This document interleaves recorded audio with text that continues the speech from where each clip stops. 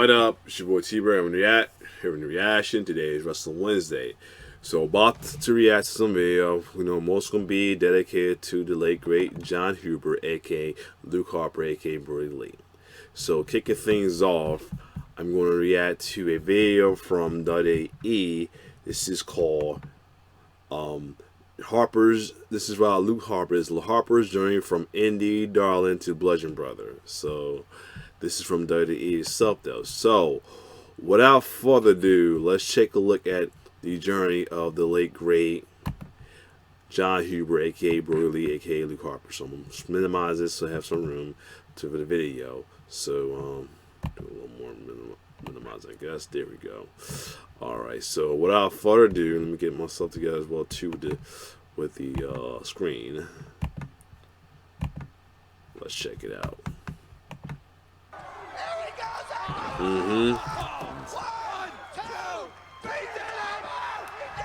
See what I mean? Yeah, he see like Jason Lee. And we have a new NWA Upstate Heavyweight Champion, Ivan, and his name is Brody Lee. I am Harper, formerly known as Brody Lee, formerly known as it's formerly known as, and formerly known as Jonathan Huber. This is kind of like, I would say, where it all began in a professional wrestling ring. It's just a martial arts place. We had fans. We sold tickets. It was pretty cool.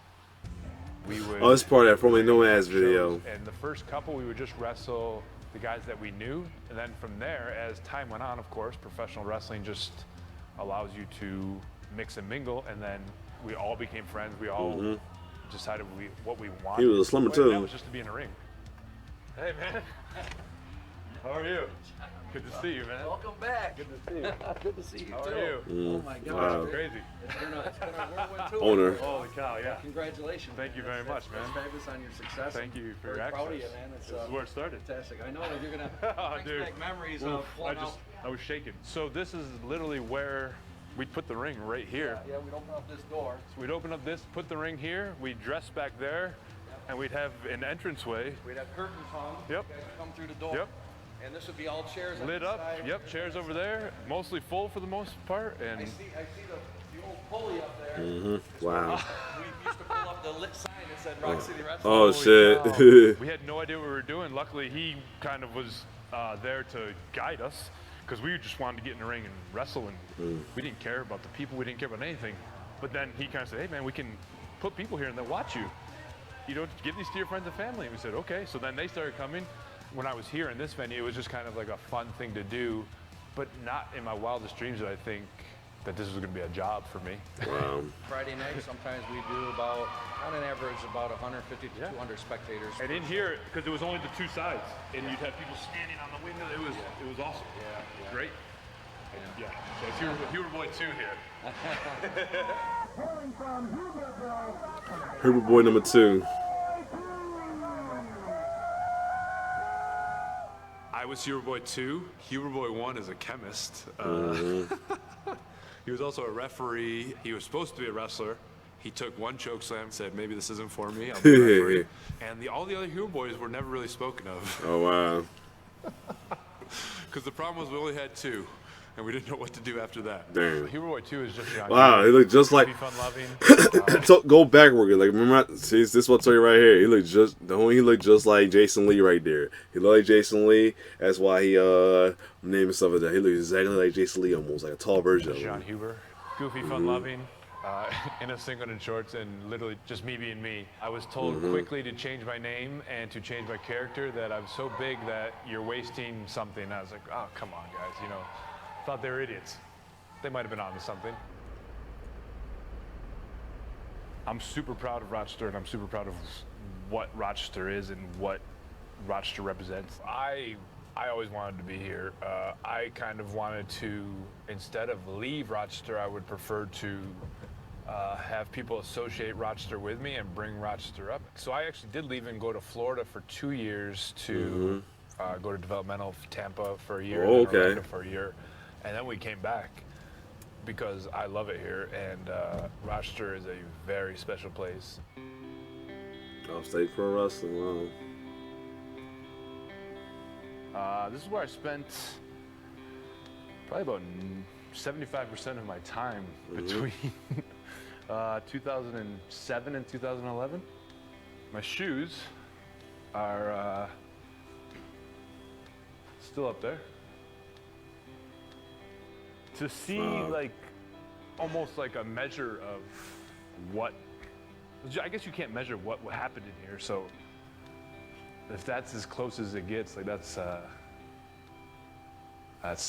I guess that's it. By this point I had been, I guess, trained, but was working more and learning the ins and outs of the actual business. So what would you say, you two?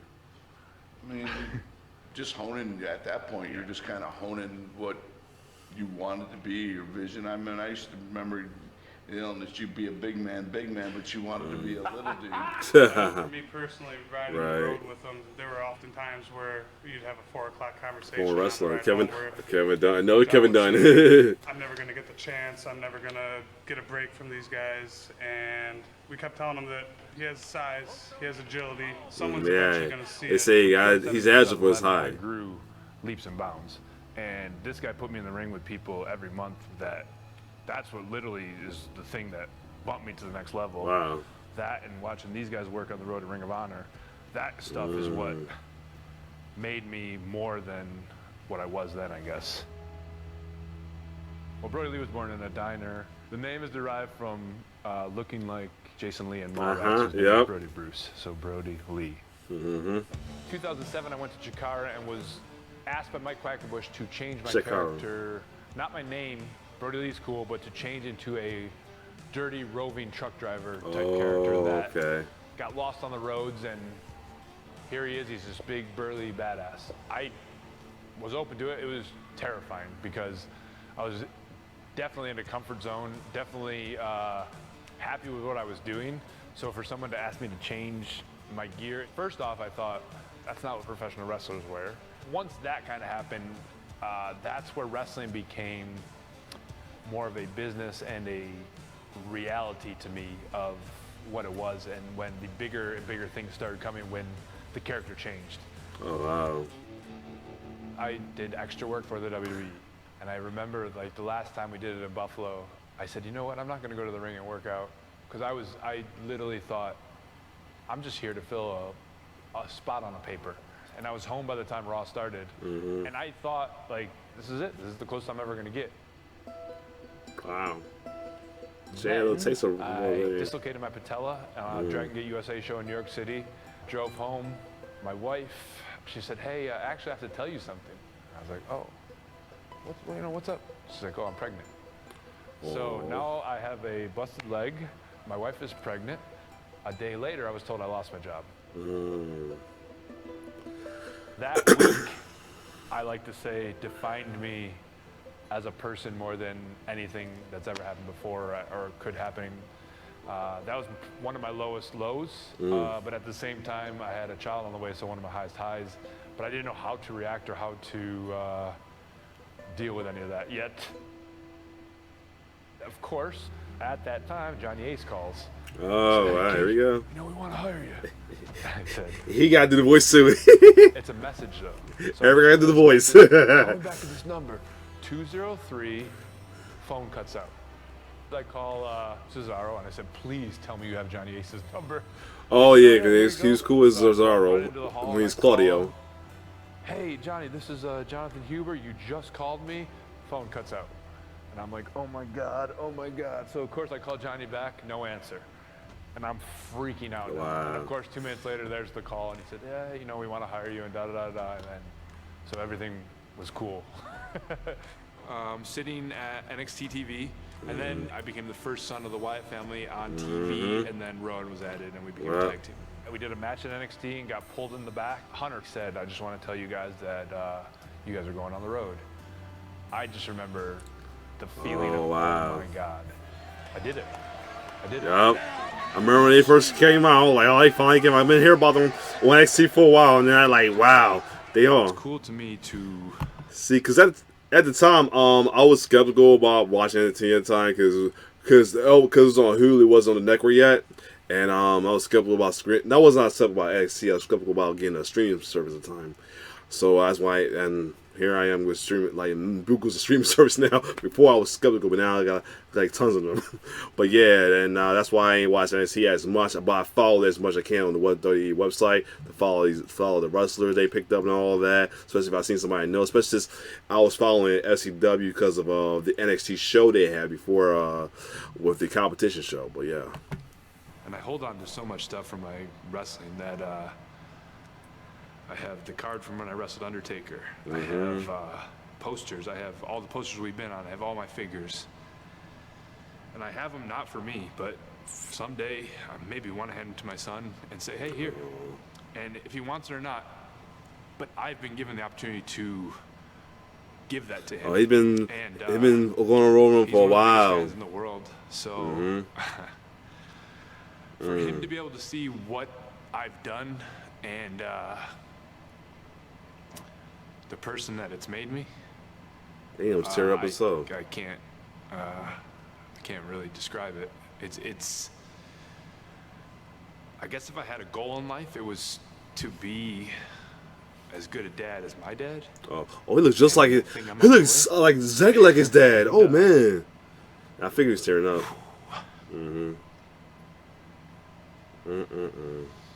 This makes it sad that for he's me to be able gone. to do that, it's super special. Oh, he's tearing up. As much as It's you want sad. to talk about like Jon Huber as a person, Huber Boy 2, Brody Lee, Luke Harper are all Jonathan Huber, and I'm that because of those three personalities, I guess, and it's professional wrestling. Made me what I am. It's very powerful.